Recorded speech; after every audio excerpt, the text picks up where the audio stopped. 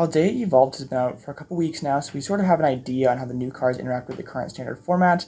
There are definitely still a lot of bad lists out there, a lot of suboptimal cards being played. Today I'm going over 10 of my secrets of the Paldea Evolved meta, so you can get a better understanding of what's going on and maybe build your decks better and know how to play this format better. So the first one is a bit more of an obvious one, but Gardevoir is BDIF. And some people would say Lost Inbox, some people would say Lugia, but in my firm opinion, Gardevoir is the best deck in format. It just has the versatility of being able to play like a single prize deck, use Cresselia, the Gardevoir from Chilling Reign, and then also it can be a big 310 HP monster that also can Iono you, put you to low cards, has one-shot potential with Gardevoirization.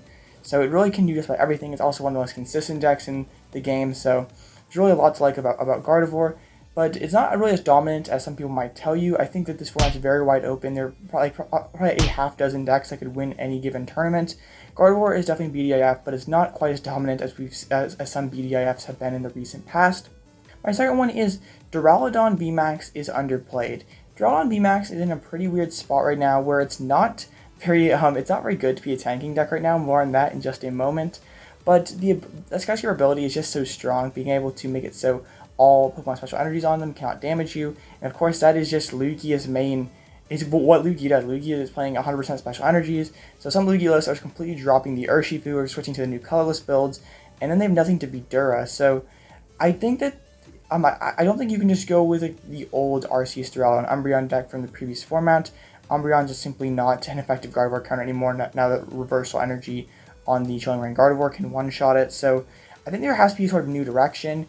And also Iono coming into the format definitely makes things hard for Duraludon, because Arceus Duraludon decks really do not want to be playing the barrel, because then your whole like 2-3-3 or 2-3-2 prize map is just harder to pull off, because your opponent can just gust down your barrel and not have to take through a big Pokemon. So Duraludon's in a very weird spot. I would say it's underplayed right now just because pretty much nobody is playing it. I think that's a big mistake, because especially colorless Lugia players will get punished very hard by Duraludon.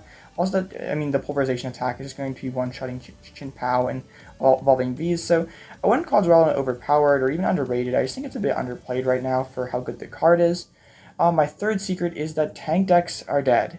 And this sort of pains me because I love Goodra a lot and is one of my favorite decks from the previous format, but Gardevoir received a ton of huge buffs, and also Chin-Pao, the brand new deck, is another big one-shot deck. So decks like Arceus, Duraludon, or just Arceus decks, Goodra decks that just relied on their sheer amount of HP and tanking to get through matchups really can't do that quite as frequently. So I've seen some Japanese or just modern Goodra lists that are trying to be a Lost Inbox deck, maybe like Cramorant, Sableye, Zamazenta. And I just don't know why you wouldn't play regular Lost Inbox at that point. I really don't get what Goodra's trying to do right now, unfortunately, because I really like playing Goodra, but just right now this meta is incredibly hostile for tank decks. Number 4 is Fusion Strike Mew is the best build of Mew, and this really was shown at the recent Japanese championships, where Fusion Mew took first place. But there's a lot to like about Fusion Mew right now. One of the new cards that came out in Paldea Evolved that posed the biggest threat to Mew was the new Spiritomb that showed off all the abilities of all basic Pokemon V, so then your Genesects could not use that Fusion Strike system, and then could not draw you cards. So this is where Fusion Strike Mew is much better, because we're kind of seeing it toward the end of the last format where Meloetta Aggression was just really good, but you can put Fusion Strike energies on your Genesects, and then they can use their abilities because of that cool flavor text on Fusion Strike energy that makes so your opponent's abilities have no effect on the Pokemon it's attached to. So you can just spread all those energies out and around, still keep your draw engine going, and then you can use the Ice Cube from Brilliant Stars that really no one had played ever before. I'd messed around with it a little bit in the past, but never really was too meta viable. And you can actually snipe that Spiritomb, combine with a Lost City, and then that Spiritomb is just gone for good. So I think just the double Turbo Mew build, not having a way to answer Spiritomb quite as efficiently, not having the damage ceiling of Meloetta, not having the sniping of Ice Cube, because Ice Cube is also great in pretty much every evolving matchup, because you can snipe Kirlias, you can snipe Frigobacks, you sort of force people to respect it by getting Manaphy earlier, or finding another Frigobacks on the first turn, which obviously a Chin-Pao player doesn't want to do.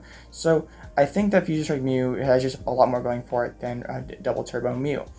And number 5 is Gardevoir players are just taking the L to Mawile, which seems very irresponsible to me. It reminds me of the EUIC meta, where people just sort of brought their basic Gardevoir lists in and got sort of smashed by those Mawile Pidgeot strategies. A lot of the successful Lost in Box players just slapped it in there and pretty much auto won Guardy because a lot of the players were not prepared for it, because that Mawile using that tempting trap attack makes so your opponent's active Pokemon cannot retreat, and Gardevoir is usually not playing any sort of switching out, so they could gust up one of your Pokemon like a Manaphy or a Radiant Greninja, which you're probably dropping against Lost Zone Box anyway, and you use that to Mawile to lock it in place over and over again, and eventually you'll deck out because they will use Pidgeot to make their deck infinite. So like we saw at the EYC, Tord Ratcliffe played a Penny in his Gardevoir EX list, so he was able to overcome all those retreat locking strategies. But I've seen very few Pennies in the new format. Just Gardevoir decks are just seemingly trying to take the L to Mawile, which seems very irresponsible to me. I think if you do not if you don't respect Mawile at NAIC, you're not going to go too far into the tournament, because it's too easy of a package for certain decks to play. I know that Lugia has Jet Energy now, so it's not as susceptible to retreat locking strategies, but still, I think that it is just too easy of a tech package to fit. Just play one Penny. It's already a solid card anyway, and then you're not taking the L to such an easy tech card. And now number 6 is Lugia is divided, and we've seen single strike Lugia dominate Lugia decks for a very long time, and it's awesome. You can use Tyranitar. It's great doing it with a single prize deck. It can has a lot of HP, can mill through their cards. Also has single strike Crush, which can do big damage. You have the Urshifu to hit through Duraludon, but some new contenders have emerged from Paldea Evolves. It some new special energies like Jet Energy, Therapeutic Energy, and a Reversal Energy. So now there are a few new toys for Lugia to play with. So we've seen a new colorless build pop up using the Snorlax from Lost Origin. It's an amazing attack in those single prize matchups with a lot of HP, doing big damage, one-shotting every single prizer, even two-shotting multi-prizers to like one-shotting some of the frailer multi-prizers like Swalkability or Luminion, whilst also being immune from effects, so like Sableye can't sprinkle damage counters on it. So that build seems very good into single prizers. You also have the weirder V to one-shot Pokemon EX, Pokemon V Stars. So there is definitely a lot going for that new colorless build.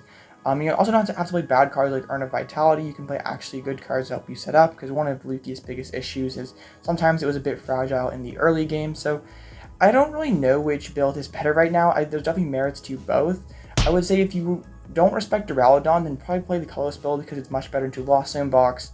But if you do expect at least like 1 or 2 Duraludons, you can't really afford to take those 2 auto losses. Path of the Peak is sort of an awkward card to weave into Lugia, so it's sort of a meta call thing. It's very tough to like nail down like which Lugia build is better right now. It sort of just goes into what you expect for your current metagame, but it's definitely something we haven't seen in a while. Like this much division in Lugia builds.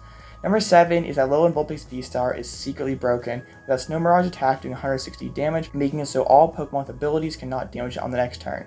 And several top meta decks like Gardevoir, Chien-Pao, and even Tinglu, which is definitely a lot more fringe, but it still is around a little bit, play pretty much exclusively abilities, so they have no way to damage Alolan Vulpix V-Star, so you can just use Snow Mirage over and over again and take all 6 of your prize cards. Gardevoir does have a few tricks up its sleeve. It can go with the Moonglow reverse on Cresselia, and also has the memory skip on that Ralts. You sort of have to combine Vulpix with Lost City to get rid of your opponent's few threats that they may have to it. Also, Chien-Pao is sometimes packing cross switchers, so it can yeet around your Snow Mirage that way. So I feel like Vulpix has to have a correct partner in crime to really be successful. At UIC, we saw Duraludon be paired with it, and I don't think that combo is going to be able to work again, just because Nopa Barrel means you're incredibly susceptible to Ionos in the late game, and just also Duraludon is very weird right now. Duraludon is very good sometimes and very bad other times. There's sort of overlap. Sometimes like Vulpix very good against colorless Lugia, Duraludon very good against colorless Lugia, so it doesn't really make sense to play both right now. So Vulpix really needs to be correctly partnered. I've tried Lost Zone Vulpix, I've tried just like straight arc Vulpix. I really haven't found a build that's really made me super happy. I think one direction you could try to go down is that Arceus Klefki deck, but instead of playing the 2-2 Aerodactyl, you could try to play like a 2-2 Vulpix and a 1-1 Aerodactyl. It's sort of scuffed, but Vulpix is very strong right now. Obviously a ton of potential in the card, so it's sort of just if it finds its correct home, it definitely could be a big sleeper deck for the NAIC. Number 8 is Control is Dead, and I feel like there's a lot of optimism that Control would be able to revive itself after it got new cards like Iono, Luminous Energy, Reversal Energy, but really I think the format is too wide for Control to be a widely successful deck.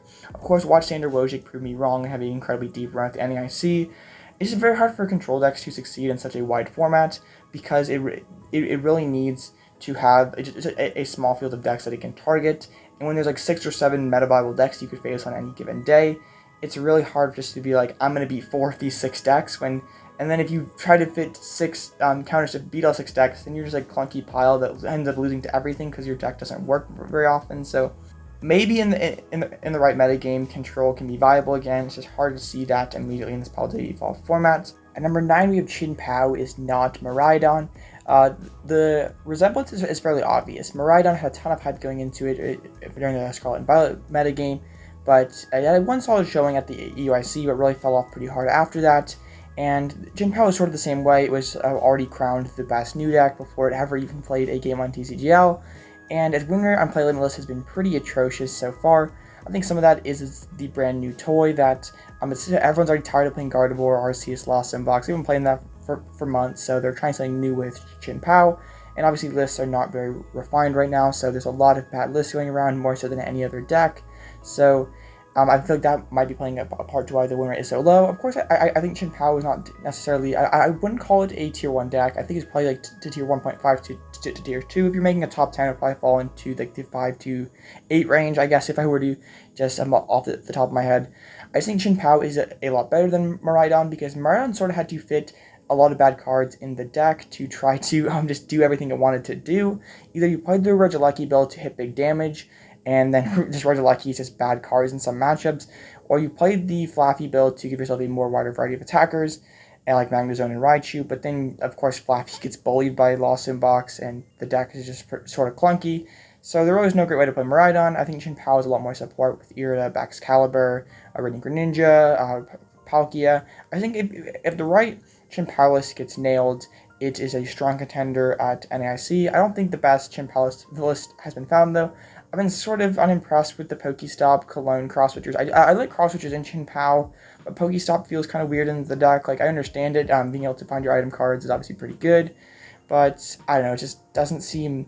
I wouldn't call it, like, Miraidon sort of fell, like, into the mid to low tier. It even got the name Mid-Rhydon, but I think Chien-Pao will be a mid to upper tier deck, but we'll see how this format progresses. This take could end up looking really bad when Chien-Pao flames out at NAIC, but of course time will tell. And finally, y'all should play some more Luxray. Luxray is just such an amazing card right now. I'm pretty much trying to fit it into everything I can. I'm playing Reversal Energy. I was even messing around with a DT Me with Reversal Energy the other day as just somewhat a way to one-shot Lugia and Palkia. I've been putting in Lost Inbox decks. Of course, if I'm playing Lost Inbox in Ultra Ball, or Ultra Ball and Lost Inbox, I am going to be playing a Luxray for sure. It's just being able to one-shot a Lugia, one-shot a Palkia, just hitting 180 damage. It's pretty much like, it sort of takes a spot that a Snorlax would before, except it's actually hitting a relevant weakness. So I'd like all these Lugia lists or Gardevoir lists, like it's such a free card to fit in most decks, and it just raises your Chien-Pao and Lugia matchups by considerable percentage points playing it. It sort of just seems like a no-brainer to not include in those archetypes. What do you guys think of this top 10 list? Top 10 secrets, tips, advice, whatever you want to call this. Let me know in the comment section down below. If you like this kind of content, please consider subscribing to my channel and like this video. One thing that is no secret, however, is how great of a deck Lost Inbox is. And in this video, I went over all the very popular builds of Lost Inbox, and I broke down which ones were the best, which ones were not so good, each one of their strengths and weaknesses. So if you want to see a complete breakdown of Lost Inbox in the current Paldea Evolved standard format, then check out this video. I love you guys, thank you so much for watching, and I'll catch you in the next one.